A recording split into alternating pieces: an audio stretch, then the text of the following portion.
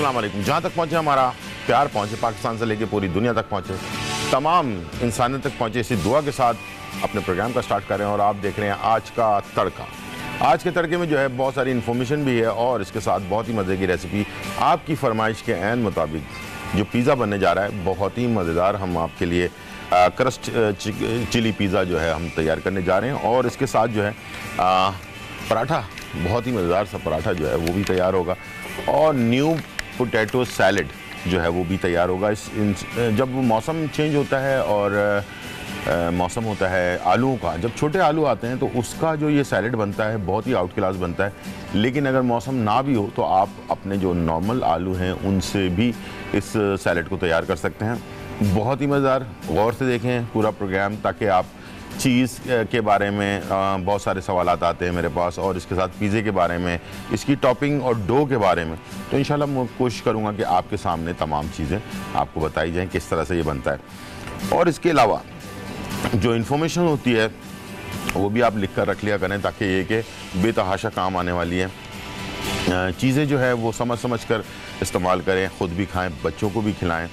मियाना रवि के हिसाब से हर चीज़ की ज़्यादती और जो है वो भी नुकसानदेह है। और तमाम चीज़ों को बैलेंस करके जो है वो अगर आप खाते हैं तो आपके लिए सेहत भी अच्छी रहती है। बाद में डॉक्टरों के पास जाकर बहुत ज़्यादा पैसे खर्च करने की ज़रूरत नहीं पड़ती है। तो इसीलिए मैं इन्फॉर्मेशन आप लोगों के लिए रखता हूँ ताकि ये कि आप कुकिंग के साथ साथ बहुत सारी चीज़ें और भी सीख सकें।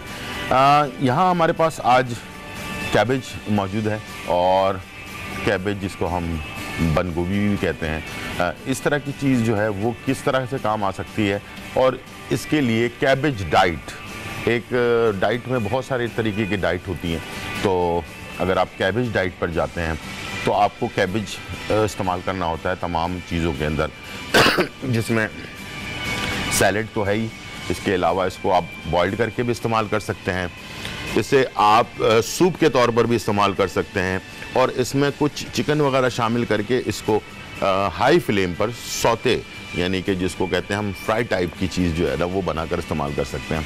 तो क्या होता है कि जब हम कैबेज डाइट करते हैं तो वज़न हमारा बहुत तेज़ी के साथ कम होता है। और ये कैबेज डाइट सबसे बहुत पुरानी यानी कि डाइट है, अभी तक बहुत सारे लोगों ने इसमें की है। तो इसमें फ़ाइबर बहुत ज़्यादा होता है।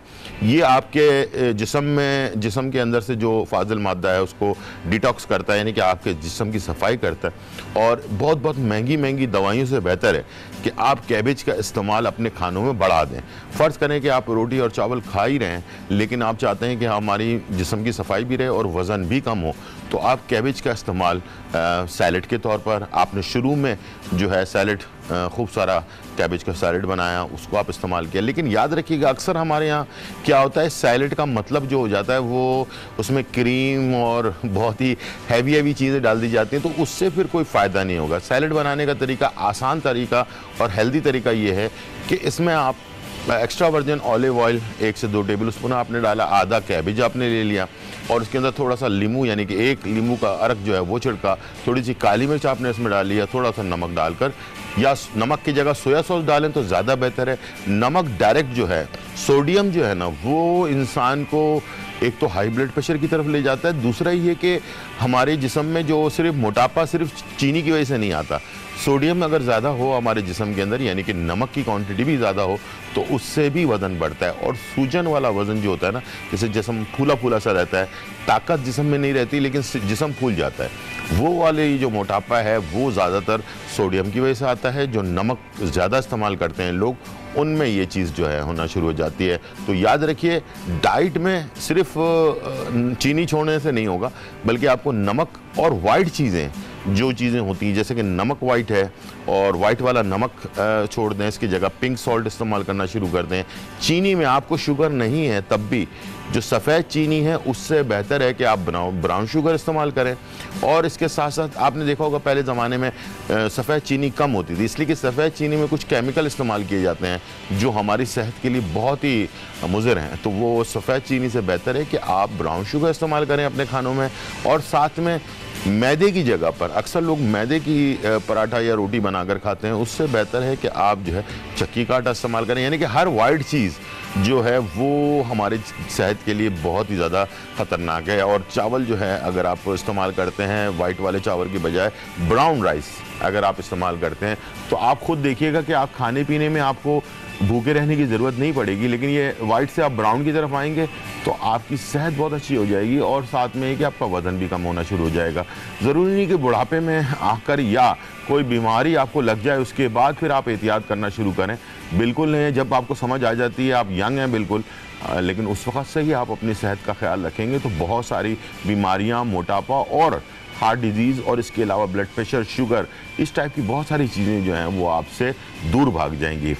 वाइट चीज़ें छोड़कर और सब्जियों की तरफ, सैलड की तरफ आने का फ़ायदा आपको ये होगा कि मेंटली तौर पर जो लोग डिप्रेशन का शिकार हो जाते हैं, टेंशन में रहते हैं, नींद पुरसुकून नहीं आती है और भी बहुत सारी चीज़ें होती हैं, इसकी सबसे बड़ी वजूहत ये होती है कि हम नमक, चीनी, मैदा, इन चीज़ों की क्वांटिटी को हमने अपनी ज़िंदगी में ज़्यादा बढ़ा दिया है। तो प्लीज़ अगर इससे आप हटते हैं तो आपके जिस्म में बहुत सारी चेंजेस आती हैं, हार्ट आपका मजबूत होता है, मेंटली तौर पर आप स्ट्रांग हो जाते हैं। दूसरा ये कि आपको डिप्रेशन वाली जो बीमारी है ना, ये जो नज़र नहीं आने वाली बीमारी है जिसकी वजह से बहुत सारी और बीमारियां इंसान को लग जाती हैं। तो डिप्रेशन और टेंशन और इस टाइप के जो हेडेक वाला काम है ना, वो चीज़ें आपकी ज़िंदगी से जो है आउट हो जाएंगी और आप अपने आप को बहुत ही हल्का फुल्का, बड़ा चुस्त और तवाना महसूस करेंगे। शुरू में ये होता है कि हम जो भी चीज़ें इस्तेमाल कर लेते हैं तो हमारी बॉडी यंग होती है, ब्लड सर्कुलेशन हमारा सही होता है, मेटाबॉलिज्म रेट सही होता है, यानी कि खाना हजम करने की सलाहियत तेज़ होती है, इसलिए हम जो भी खा रहे होते हैं वो हमारे हजम हो रहा होता है। लेकिन उसका जो साइड इफ़ेक्ट है वो बाद में आ रहा होता है, कुछ अरसे के बाद जब आपकी उम्र हो जाती है तो उसके बाद आपको बहुत सारी बीमारियां अचानक घेरती हैं। और जब बीमारी आती है ना तो एक नहीं आती, फिर सारी बीमारियां इकट्ठे अटैक कर जाती हैं। तो शुरू से ही क्यों ना हम अपनी ज़िंदगी के अंदर थोड़ा सा मियाना रवैये के साथ चीज़ें इस्तेमाल करें। हम अगर कोई हैवी चीज़ खा रहे हैं तो उसके साथ कोई सैलेड का इस्तेमाल रखें, ताकि वो जो हैवी चीज़ हमारे जिस्म में गई है या ऑयल चला गया है उसके साथ, तो सब्ज़ी या कैबेज जैसे मैं आज आपको जिक्र कर रहा हूँ, ये उसको ख़त्म करने के अंदर उसकी बड़ी सलाहियत मौजूद होती है, उसको आपके जिस्म से क्लियर कर देता है ताकि वो फ़ैट आपके जिस्म में रहकर आपको मोटा ना करे या आपको आप दुबले पतले हैं लेकिन आपका कोलेस्ट्रॉल बढ़ जाता है और हार्ट अटैक हो जाता है। ऐसे बहुत सारे लोग आपने देखे होंगे जो बिल्कुल ना स्मोकिंग करते हैं, ना कोई और ड्रग लेते हैं, लेकिन फिर भी उनको हार्ट अटैक जो है वो हो जाता है। उसकी वजूहत ये है कि जिस्म के अंदर हम जो चीज़ें खा रहे होते हैं, बाहर की ख़ास तौर पर चीज़ें जो ले रहे होते हैं, ऑयल हो गया, नाकिस मीट हो गया या चीज़ें हो गई, तो वो हमारे जिस्म में जाकर जमा होती रहती हैं और साथ में वो हमारे कोलेस्ट्रॉल लेवल को बढ़ा देती हैं और अचानक बग़ैर किसी टेंशन के आप बिल्कुल आराम से फुर्ती के साथ घूम रहे फिर रहे हैं, आपने सोचा भी नहीं होगा कि कभी मुझे हार्ट अटैक हो जाएगा। तो इस टाइप के लोग भी होते हैं जिनको हार्ट अटैक हो जाता है और इसकी सबसे बड़ी वजूहत जो है अनबैलेंस खाना जो है वो आपको, और अनहाइजेनिक फूड जो है वो आपको जो है बहुत सारी प्रॉब्लम की तरफ ले जाता है। तो कोशिश करें अपनी ज़िंदगी के अंदर, कैबेज हो गया, इस टाइप की बहुत सारी और सब्जियां हैं, जो भी सीज़न के अंदर सब्जियां आ रही हैं उसको आप लाजमी अपनी ज़िंदगी का हिस्सा बनाएं। थोड़ा बहुत भी अगर आप ले रहे हैं तो उसको जो है आपने, जैसे फ़र्ज़ करें कि आप कोई चीज़ का कोई सीज़न में जैसे गाजर आ गई, गाजर का आपने हलवा बनाना है तो कोशिश करें कि ब्राउन शुगर डाल लें उसके अंदर या गुड़ शामिल करके बनाना है। गुड़ इतना नुकसानदेह नहीं है जितना चीनी आपके लिए नुकसानदेह, तो गुड़ के साथ आपने बना लिया, उसका भी टेस्ट उसी तरह बल्कि उससे ज़्यादा अच्छा टेस्ट आता है, सौंधा सौंधा सा टेस्ट आता है। तो ऑप्शन मैं हमेशा आपको देता हूँ, तो कोशिश करें कि इन तमाम चीज़ों को नोट डाउन करके रखें और अपनी ज़िंदगी में इसको शामिल करें। जैसे कि हम पिज़्ज़ा बनाने जा रहे हैं आज, तो पिज़्ज़े की डो हम मैदे से अक्सर बनाते हैं, तो ज़रूरी नहीं कि मैदे से ही डो बनेगी, ये कहीं पर नहीं लिखा हुआ। आप आटे से भी डो बना सकते हैं, बिल्कुल वैसे ही पिज़्ज़ा बनेगा जैसे कि मार्केट में आपको मिल रहा होता है। लेकिन ये है कि आपने उसके अंदर मैदे की जगह जो चक्की का आटा है उसको आपने इस्तेमाल कर लिया, और या फिर आप जो है ब्राउन आटा मिलता है वो आपने इस्तेमाल कर लिया, या लो कैलोरी आटा भी मिलता है जो डायबिटिक पेशेंट वगैरह के लिए होता है, उससे भी आप बना सकते हैं। तरीकाकार वही है, सिंपल, जैसे कि बेकिंग पाउडर हो गया, थोड़ा सा खमीरा आपने डाल लिया और उसके अंदर जो है ना नमक वगैरह शामिल करके उसको गूंद के जो है राइस कर लिया आपने। जब वो एक्टिव हो जाए उसके बाद फिर आपने उसके ऊपर टॉपिंग की चीज़ जो है वो इस्तेमाल की। अक्सर लोग समझते हैं शायद चीज़ की वजह से वज़न बढ़ जाता है। चीज़ जो है उसमें गुड कोलेस्ट्रॉल होता है जो हमारी बॉडी के लिए बहुत ज़रूरी है। जो बैड कोलेस्ट्रॉल होता है वो जो है नुकसानदेह है, लेकिन गुड कोलेस्ट्रॉल अच्छी चीज़ के लिए होता है, तो चीज़ आप इस्तेमाल कर सकते हैं। टाइम हो गया ब्रेक का, एक छोटा सा ब्रेक लेते हैं और फिर वापस आते हैं। वेलकम बैक नाज़रीन। और यहाँ जो है बहुत ही मज़ेदार पिज़्ज़ा, चिली क्रस्ट पिज़्ज़ा जो है वो तैयार होने जा रहा है। और मैंने जैसे आपको बताया कि मैदा ज़रूरी नहीं है, आप इसमें आटा भी इस्तेमाल कर सकते हैं, चक्की का आटा भी इस्तेमाल कर सकते हैं, सफ़ेद आटा भी इस्तेमाल कर सकते हैं। तो आटा जो है उसमें भूसी होती है और भूसी जो है वो हमारे जिस्म के लिए बहुत ही ज़रूरी है। कभी कभार चले मैदा चल जाता है, लेकिन कोशिश करें कि आटे का इस्तेमाल अपनी ज़िंदगी में रखें ताकि आपकी सेहत अच्छी रहे। तो हमने क्या किया है, मैदा या आटा आपने ले लेना है 2 कप और इसके अंदर जो है 1 टेबल स्पून से 1.5 टेबल स्पून जो है खमीरा, दानेदार खमीरा शामिल करना है। 1 चाय के चमचे इसमें आप बेकिंग पाउडर डाल सकते हैं, थोड़ा सा नमक शामिल कर दें। अगर एक्स्ट्रा आप कोई चीज़ ऐड करना चाहते हैं, थोड़ा सा हैवी करना चाहते हैं जो अक्सर पिज़्ज़े में होता है, जैसे कि 1 अंडा इसमें आप शामिल कर दिया आपने, 2 टेबल स्पून बटर शामिल कर दिया, तो ये भी चीज़ आप इसमें शामिल कर सकते हैं। जो ओरिजिनल नॉर्मल जो पिज़्ज़े की डो होती है उसके अंदर कुछ भी नहीं होता, सिर्फ खमीरा होता है। आधा किलो में 1.5 खाने का चमचा होता है खमीरा और तकरीबन 1 चाय का चमचा बेकिंग पाउडर होता है, थोड़ा सा नमक और थोड़ी सी चीनी ज़रूर डालते हैं ताकि ये कि जो एक्टिव होता है आटा जो फूलता है उसमें मददगार साबित होता है चीनी, इसलिए चीनी का चाय का चमचा इस्तेमाल कर लें तो वो जो है आटा आपका जल्दी से जो है राइज़ हो जाएगा। मौसम चेंज हो रहा है, थोड़ा सर्दी की तरफ जा रहा है मौसम, तो थोड़ा गर्म जगह पर रखें, जैसे कबर्ड है इस टाइप की जगह पर, या बंद माइक्रोवेव है उसके अंदर बंद जगह पर रखें तो जल्दी एक्टिव हो जाएगा। और उसके बाद फिर आपने से डो को चेक कर लेना है। चेक करने का तरीकाकार ये है कि इसको आपने इस तरह से उठाया तो देखें आप इसमें जाल सा बना हुआ होगा, ठीक है। ये जाल जो होता है ये बता रहा होता है कि ये एक्टिव हो चुका है। जितनी बड़ी डो बनाएंगे उसकी तकरीबन डबल हो जाना चाहिए। तो फिर ये इसके अंदर जो है अक्सर इसे जो है आप फ्राइज़ करने के बाद भी फ्रिज में भी जब रख रहे होते हैं तो फ्रिज में भी आपने कोशिश करनी है इसको कवर करके रखें ताकि अच्छा डो अक्सर लोग ज़्यादा बना लेते हैं और वो समझते हैं कि चले आज भी पिज़्ज़ा बना लिया और कल भी बना लिया। आज जो आप पिज़्ज़ा बनाएंगे वो एक्टिव हो जाएगा, लेकिन दूसरे दिन वाला जो पिज़्ज़ा है ना वो उठेगा नहीं, बड़ा हैवी पिज़्ज़ा हो जाएगा और उसमें जो है ना वो फूलने की सलाहियत ख़त्म हो जाती है। तो कभी भी पिज़्ज़े की डो बनाकर रखना नहीं है, आपने बाहर ही रखना है और बाहर रखने के बाद इसे आपने इस्तेमाल कर लेना है, उतना ही बनाना है जितना आप इस्तेमाल कर रहे हैं, उसके अलावा दोबारा से इसको नहीं बना सकते। एक तरीकाकार ये रह जाता है आखिरी कि आप इसे बनाकर रोटियां, अगर आपने 2 आटे या 2 पिज़्ज़े की रोटी बना लिए तो रोटी को आप पहले से राइस कर लें यानी कि बेक कर लें 5 से 7 मिनट, और उसके बाद रोटी तैयार रोटी को आप डीप फ्रीज़र में रख सकते हैं या फ्रिज में रख सकते हैं, लेकिन कच्चे जो डो है उसको आप नहीं रख सकते हैं। तो इस बात का आपने लाजमी ख्याल रखना है। तो यहाँ हमने इसको जो है दोबारा से थोड़ा सा पिज़्ज़ा का जो पैन है उस पर हमने ऑयल लगाया हुआ है और इसमें हमने ये रख दिया, ठीक है जी। और इसके साथ आपने क्या किया, हाथ की मदद से थोड़ा सा हाथ में ऑयल ले लें। बेलने की भी ज़रूरत नहीं, बहुत सारे लोग ज़बरदस्ती बेल रहे होते हैं, यानी कि उसको बेलने की ज़रूरत बिल्कुल नहीं होती है। हाथ पे दोनों पे आपने ऑयल लगाया और इससे आपने इस तरह से फैला दिया, ठीक है। ये देखें खुद ब खुद ये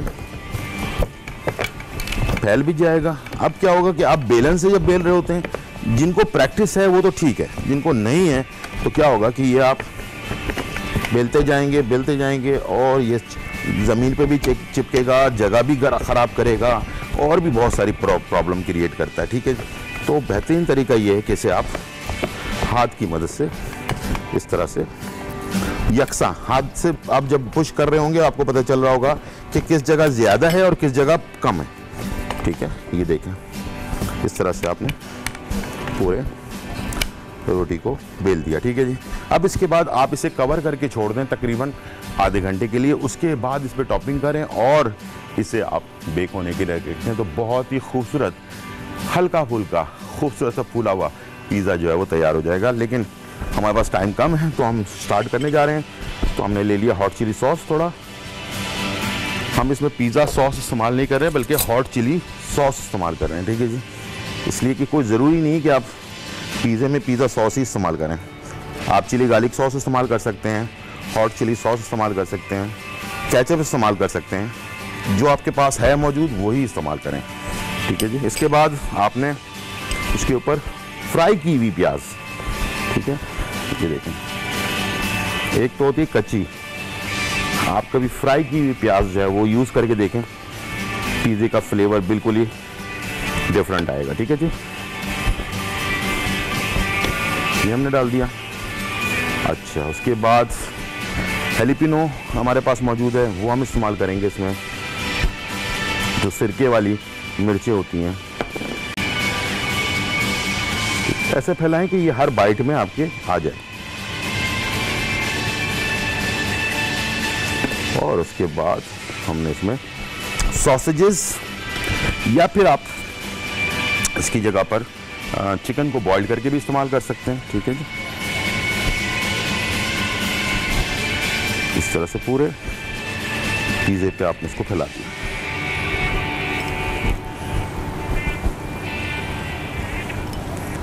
और ये हो गया फाइनली डन। ये आप देख रहे हैं, मैंने इसको पूरे पिज़्ज़े पे फैलाया। अब इसमें मैं डालूंगा काली मिर्च कुटी हुई, इसका फ्लेवर बहुत अच्छा आता है पूरे पिज़्ज़े पे। और इसके साथ ऑरिगानो,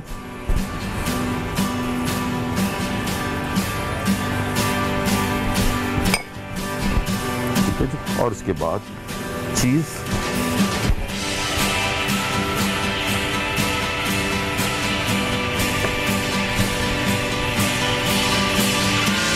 किनारे ज़रा छोड़ दें बस, उसके बाद आप इसको हर जगह पर ऐड कर सकते हैं। ऐसा बैलेंस करके डालें चीज़ को, ताकि ये चीज़ हर जगह पर जो है ना चली जाए। ओके, और अब इसे कलर देने के लिए मेरे पास है ग्रीन चिली, तो थोड़ी सी ग्रीन चिली ऊपर से, ऑलिव भी डाल सकते हैं, ज़रूरी नहीं है कि ऑलिव ही डालें, ऑप्शन बहुत सारे हैं, वो आप अप्लाई कर सकते हैं। ठीक है, ये हमने इसमें डाल दिया और ये फाइनली पिज़्ज़े की सारी टॉपिंग कंप्लीट हो चुकी है। अब इसके ऊपर इसके जो किनारे होते हैं वो अक्सर हमारे बच्चे बड़े छोड़ देते हैं, तो उसके लिए बेस्ट तरीकाकार ये है कि बटर लिया आपने, उसके किनारों पर इस तरह से लगाना शुरू कर दिया। ये देखें, ये क्या होगा, मेल्ट होकर इसके किनारों को क्रिस्पी कर देगा। ये टेस्ट भी बहुत अच्छा सा हो जाएगा।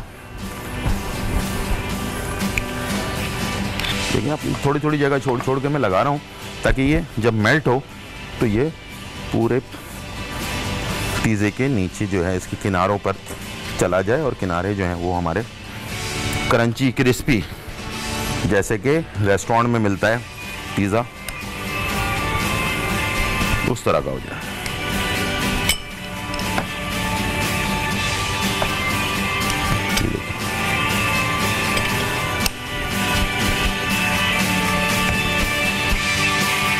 ठीक है जी, ये हो गया फाइनली डन। ये आ गया। इसे हल्का सा हाथ से ऊपर से पुश किया आपने, और उसके बाद इसे आपने रखना है तकरीबन 200 सेंटीग्रेड पर पहले से गर्म ओवन, यानी कि प्री हीटेड ओवन के अंदर सिर्फ 8 से 10 मिनट के लिए, और ये बेक हो जाएगा। ओवन गैस का हो तो बहुत ज़्यादा मॉनिटर करके यानी कि उसको रखें, इसलिए कि गैस में कोई टेम्परेचर का सही हिसाब किताब नहीं होता है। तो पहले नीचे वाला चूल्हा जलाएं, गैस वाला, और जब वो नीचे वाला चूल्हा जल चुका हो 6 से 8 मिनट के लिए नीचे वाला चूल्हा जलाएं, उसके बाद फिर ऊपर से उसको हीट दें। अगर आपने पहले ऊपर से हीट दे दी तो पिज़्ज़ा जो है फूलेगा नहीं और नीचे से कच्चा रह जाएगा। तो ये ज़रूरी करना है आपने कि दोनों तरफ से हीट देना है। ठीक है जी, मैं जा रहा हूँ इसको रखने के लिए ओवन में सिर्फ 7 से 8 मिनट के लिए, छोटा सा ब्रेक और फिर वापस आते हैं।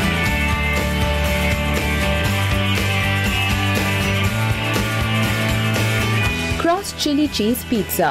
पिज्जा की डो के लिए मैदा आधा किलो, खमीर 1 साशे, चीनी 1 खाने का चम्मच, बेकिंग पाउडर 2 चाय के चमचे, मक्खन आधा कप, नमक हस्बे जायका। पिज्जा की टॉपिंग के लिए चिली सॉस आधा कप, सॉसेजेस बॉयल 3 से 4 अदद, प्याज हल्का फ्राई किया हुआ 2 अदद, हरी मिर्चें 5 से 6 अदद, मिर्चों का अचार स्लाइस 2 से 3 अदद, काली मिर्च कुटी हुई 1 चाय का चम्मच, मोज़रेला चीज कद्दूकश 500 ग्राम, ओरिगानो आधा चाय का चम्मच, मक्खन 3 से 4 खाने के चमचे। डो बनाने का तरीका, पानी को नीम गर्म कर ले और इसमें खमीर और दालचीनी शामिल करके अच्छी तरह मिक्स करके इसे 15 मिनट के लिए छोड़ दें। मैदे में नमक, मक्खन, बेकिंग पाउडर और खमीर शामिल कर लें और इसे अच्छी तरह गूंद लें और 3 से 4 घंटे के लिए छोड़ दें। इसके बाद इसमें आटे को दोबारा गूंदें ताकि एक जैसा हो जाए।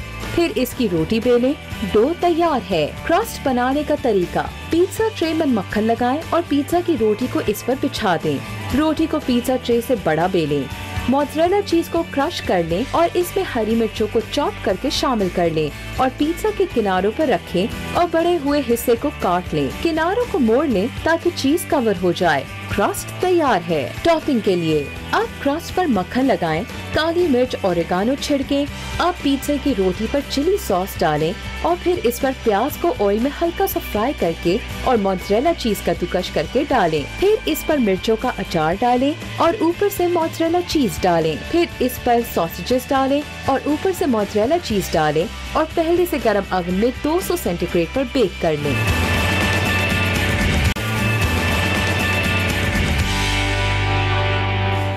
वेलकम बैक नाज़रीन। और यहाँ जो है बहुत ही मज़ेदार पिज़्ज़ा इस वक्त बेक हो रहा है और साथ में हम जा रहे हैं पराठे की तरफ। मलेशियन पराठा जो है वो तैयार होने जा रहा है और इसमें भी आप मैदा, आटा, सफ़ेद आटा या दोनों चीज़ों को मिक्स कर सकते हैं। आप मैदा ले लिया आपने आधा और आधा जो है आटा मिक्स कर दिया, उससे भी बहुत ही सॉफ्ट और बहुत मज़ेदार हेल्दी पराठे जो है वो तैयार होते हैं। तो अच्छा, इसमें ऑयल हो गया, बटर हो गया, इसकी जगह पर आप ऑलिव ऑयल इस्तेमाल कर सकते हैं ताकि ज़रा वो हल्का सा रहे। आटे का गूंदने का तरीकाकार ये है कि इसे हमने सिर्फ 2 टेबलस्पून बटर और आटा, थोड़ा सा नमक लेकर उसको गूंद लिया सॉफ्ट और इसे हमने तैयार कर लिया है। दूसरी तरफ हम इसका बैटर एक बनाने जा रहे हैं जो इसके अंदर स्टफ़ किया जाएगा। ठीक है जी। स्टफ़ करने के लिए हमें चाहिए होगी प्याज थोड़े से ऑयल में, इसलिए कि ये जो स्टफ़ वाली चीज़ होती है इसमें बहुत ज़्यादा ऑयल ना हो तो बेहतर है, वरना ये पराठे से बाहर निकल आएगा। ठीक है। तो थोड़ा सा ऑयल लें और उसको ग्रीसी कर लें पूरे पैन को और उसमें आपने ये प्याज शामिल कर दी। ठीक है। और इसके साथ इसे आपने थोड़ा सा फ्राई किया, कच्चा पक्का ही रखना है, तो बहुत ज़्यादा ओवर कुक नहीं करना है प्याज को आपने। और इसके बाद आपने इसमें शामिल कर दिया गार्लिक, लहसुन, इसको थोड़ा फ्राई किया।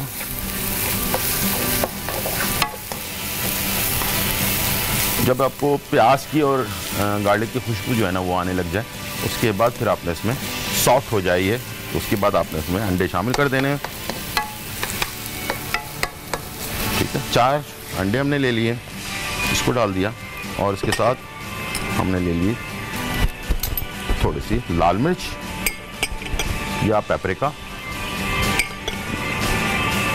अपने हिसाब से टेस्ट को कम या ज़्यादा आप कर सकते हैं। ठीक है जी। थोड़ी सी कुटी हुई काली मिर्च, ठीक है, और नमक चुटकी चुटकी काफ़ी है। ठीक है जी। और इसे आपने इस तरह से मिक्स किया। फ़ौरन ही अंडा तैयार हो जाएगा, इसलिए कि ज़्यादा ओवर कुक करने की ज़रूरत नहीं पड़ेगी आपको। ठीक है। बस ये खुश्क हो जाए, उसके बाद से आपने निकाल लिया प्याले में। निकालने के बाद इसमें आपने किया चीज़ मिक्स और मिक्स करने के बाद इसे हमने पराठे में स्टफ़ करना है और इसे तैयार कर लेना है, बेक कर लेना है। ठीक है जी। और ये बहुत ज़्यादा ओवर फ्राई ना करें, यानी कि बहुत सारे लोग अंडे को इतना ज़्यादा पका लेते हैं कि उसके अंदर से नमी जो है ना वो बिल्कुल ही ख़त्म हो जाती है। ठीक है। हल्की से नमी रहनी चाहिए, उससे खूबसूरती भी रहती है और आपको खाने में भी इसका टेस्ट सही रहता है, एंजॉय करते हैं आप।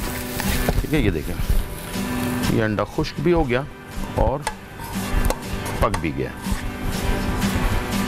ठीक है। और इसके साथ आपने चीज़ को जब थोड़ा सा ठंडा हो जाए, उसके बाद आपने चीज़ ऐड कर दिया इसमें और उसके बाद इसको पराठे में डाला और सर्व कर दिया। ठीक है, चलते हैं पराठे की तरफ। और तरीकाकार ये है कि इसको अगर आप मैदे की जगह थोड़ा सा ऑयल में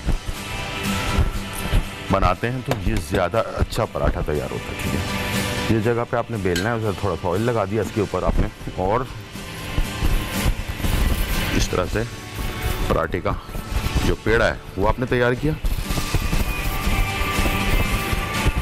इसे रख दिया। और जो चीज़ मैं आपको बता रहा हूँ वो बड़ा गौर से आपने देख लेना है, इसलिए कि इसमें आपको बहुत बड़े तवे की ज़रूरत नहीं पड़ेगी, आसानी से आप छोटी जगह पर से बना पाएंगे, इसलिए कि हम अक्सर तवे पे डालने के बाद फोल्ड करते हैं। ठीक है, जब आपके पास तवा नहीं है, बड़ा छोटा पैन है, तो उसके लिए बेस्ट तरीकाकार ये है कि आपने से बेल लिया पतला। ठीक है, ये देखें, और हर जगह से बेलें ताकि ये कि आपको वो मिले इसमें, यानी कि जगह मिले, और उसमें कोई ऐसा ना हो कि एक तरफ से हैवी हो जाए और एक तरफ से जो है ना वो बारीक रह जाए। ठीक है, ये आपने क्या किया, हल्का सा ऑयल लगाया इस पर दोबारा फाइनली, और इसे आपने उठाया वापस रखा, लास्ट इसको फैला दिया। ठीक है, अब ये चीज़ आपने ली और इसको आपने डाल दिया अंडे में। ठीक है, इसको किया मिक्स अच्छी तरह से। ठीक है, मोज़रेला चीज़ आपने लेना है या चैडर भी ले सकते हैं। ठीक है, इसे आपने मिक्स किया, मिक्स करने के बाद इसको आपने करीब कर लिया, और ये देखें इसको आपने बीच में इस तरह से रखा।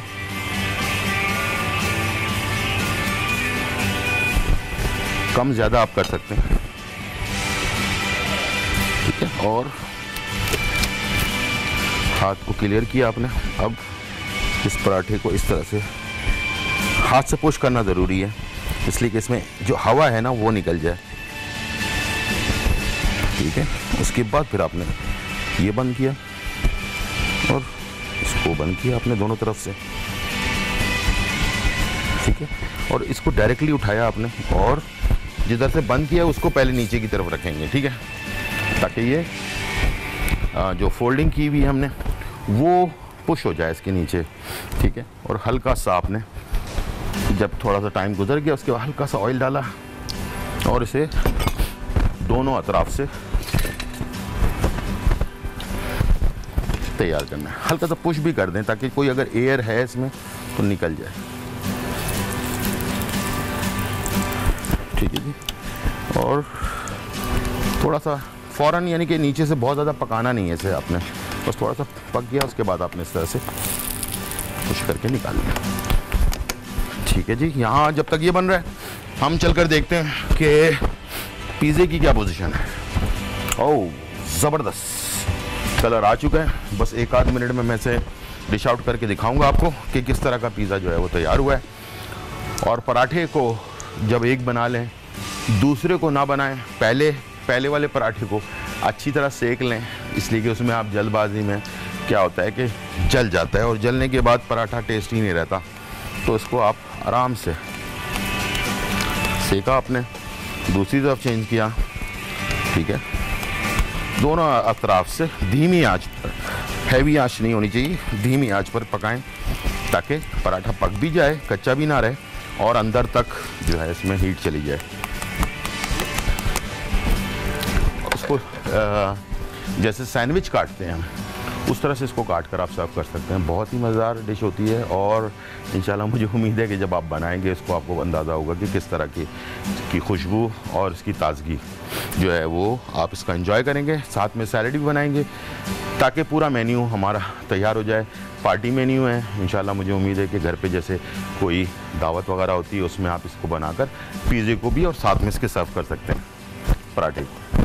ठीक है जी, और हमेशा 2 चमचों से इसे बनाएं। ये देखिए, अब ये पूरी तरह से तैयार हो चुका है एक तरफ से, और इसे सेकते हैं जब तक, लेकिन खुशबू आ रही है मुझे पिज़्ज़े की, और पिज़्ज़ा जो है फाइनली बहुत ही खूबसूरत फलफी पिज़्ज़ा और ब्राउन कलर का।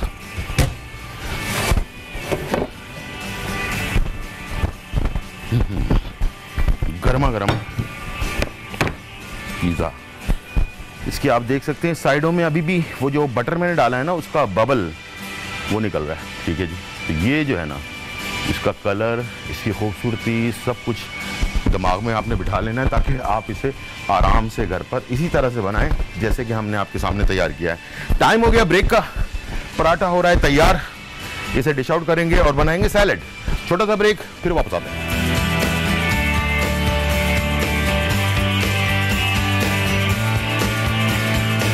मलेशियन पराठा डो बनाने के लिए मैदा आधा किलो, अंडा 1 अदद, मक्खन 2 खाने के चमचे, चीनी 1 खाने का चम्मच, बेकिंग पाउडर 1/2 चाय का चम्मच, नमक हस्बे जायका। फिलिंग के लिए अंडे 4 अदद, प्याज 1 अदद, लहसुन 4 से 5 जवे, मोज़रेला चीज कद्दूकस 100 ग्राम, लाल मिर्च पाउडर 1 चाय का चम्मच, काली मिर्च कुटी हुई आधा चाय का चम्मच, तेल या घी हस्बे जरूरत, नमक हस्बे जायका। तरकीब: मिक्सिंग बोल में डो के तमाम अज्जा मिक्स कर लें, गूंद कर पेड़े बना लें, बेल कर एक तरफ रख दें।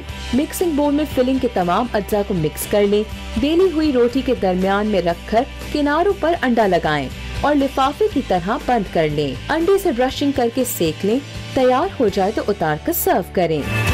नाज़रीन, और यहाँ जो है हमारे पास पिज़्ज़ा जो है फाइनली तैयार हो चुका है, और इसके साथ हमने आपके लिए मलेशियन पराठा जो है वो भी बना दिया है। दोनों चीज़ें तैयार हैं, बहुत ही खूबसूरत कलर के अंदर। आराम से पिज़्ज़े को निकालें, जल्दबाजी ना करें, थोड़ा सा ठंडा हो जाए उसके बाद आप इसको पिज़्ज़े को निकालेंगे तो ज़्यादा बेहतर रहेगा। गरम गरम में निकालेंगे तो फिर ये टूटने का भी डर होता है। ठीक है जी, तो आपने अब सैलेड की तैयारी करनी है।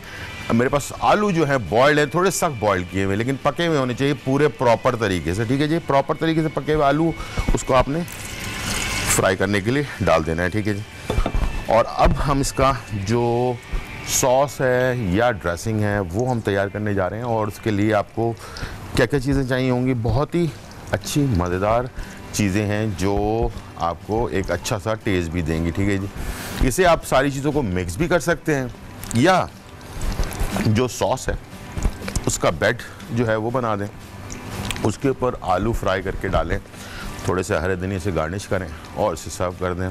वो भी आपको देखने में खूबसूरत लगेगा।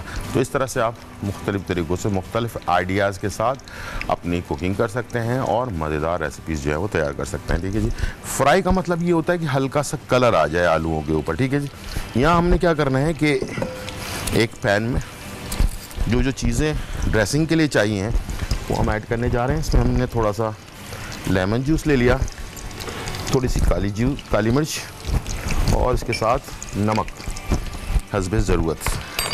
ठीक है जी, ये आपने शामिल कर दिया इसमें,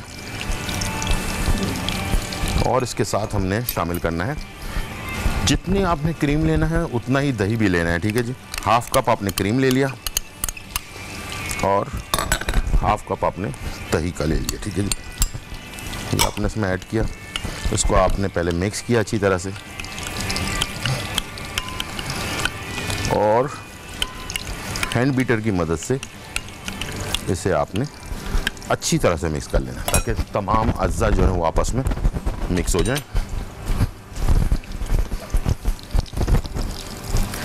ये देखें, बिल्कुल स्मूथ।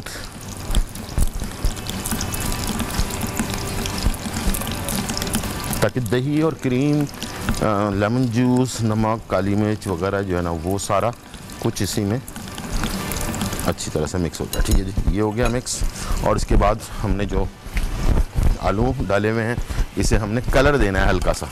ठीक है, ये देखें हल्का हल्का सा आपको कलर नज़र भी आने लगा होगा, और ये सिर्फ इससे क्या होता है कि आलूओं में एक बेहतरीन सा जिसको कहते हैं सौंधापन वो आ जाता है। किसी भी प्लेटर में आपने क्या करना है, इसे कि जो सॉस है उसे आपने पहले नीचे की तरफ, इसमें ये एक तरीकाकार मैं सिर्फ आपको बता रहा हूँ, आप उसके हिसाब से या तो पूरा मिक्स कर लें या फिर इस तरह से भी सर्व कर सकते हैं। दोनों ऑप्शंस आपके साथ आपके पास होने चाहिए, ठीक है। ये देखें, इस तरह से आपने सॉस को पहले बेस में बिछा दिया और उसके बाद ये आलू जब फ्राई हो जाए उसके बाद इसे चिमटे की मदद से इसके ऊपर ड्रेसिंग करना शुरू कर दें, ठीक है जी। तो देखें ये थोड़े थोड़े से कलर आने लगे हैं। बस मैं इसको, बस याद रखिएगा आलू आपके पास जो आप फ्राई करें वो बॉइल्ड पूरे होने चाहिए, लेकिन थोड़े से सख्त आलू होने चाहिए। उससे जो है इसमें एक जो फ्लेवर आएगा ना, वो बहुत ही आउट क्लास फ्लेवर इसके अंदर आ जाएगा, ठीक है जी। चलें जी, यहाँ हमारे पास आलू हो गए हैं फ्राई। अब मैं इसे इसके ऊपर इस तरह से, आप देख रहे होंगे इस पर कलर आपको नज़र आ रहा होगा हल्का हल्का सा, इस तरह आप डालना शुरू कर दें। ऑयल भी ड्रेन हो जाएगा इससे।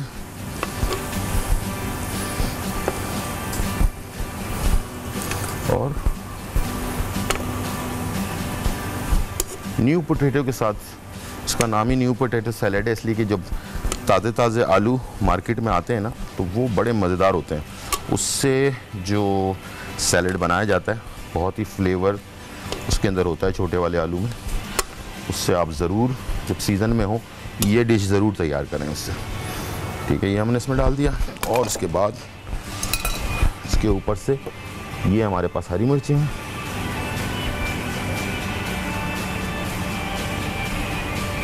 ठीक है। और ये आ गया थोड़ा सा हरा धनिया,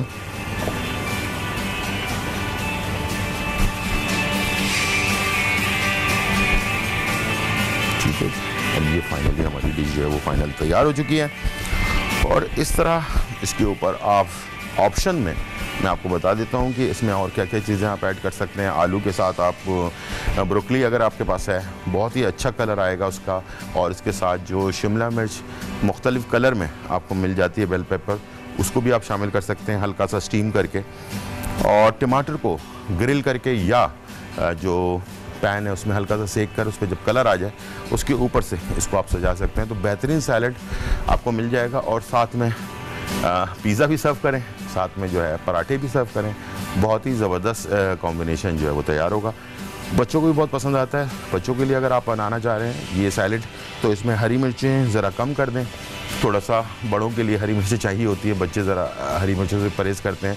तो बग़ैर किसी मिर्चे के, यानी कि जो हमने मिर्चें पहले डाली हैं काली वाली वही काफ़ी हैं, और उसके अंदर जो मिक्स किया है हमने क्रीम और दही, उससे भी इसका फ्लेवर बहुत ही अच्छा सा आ जाएगा, ठीक है जी।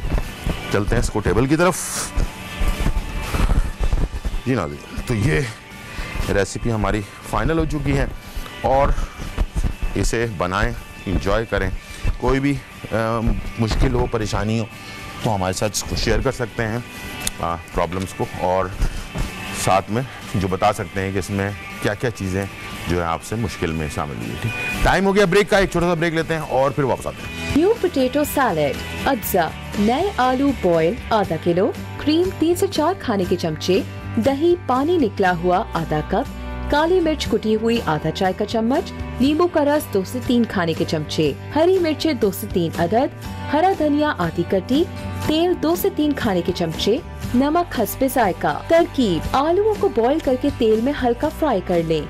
मिक्सिंग बोल में दही और क्रीम को अच्छी तरह से फेंट लें और इसमें काली मिर्च, नींबू का रस, नमक और आलू शामिल कर लें और मिक्स कर लें। हरी मिर्चें और हरा धनिया डालकर मिक्स कर लें और डिश आउट करके सर्व करें।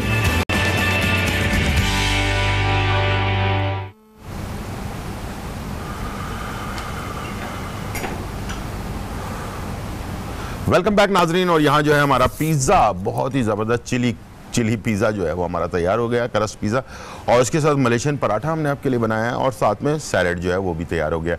तमाम चीज़ें तैयार हैं और सिर्फ आपको जो चीज़ें मैंने बताई थी उन तमाम चीज़ों को नोट डाउन करना है, उसके हिसाब से आपने बनाना है।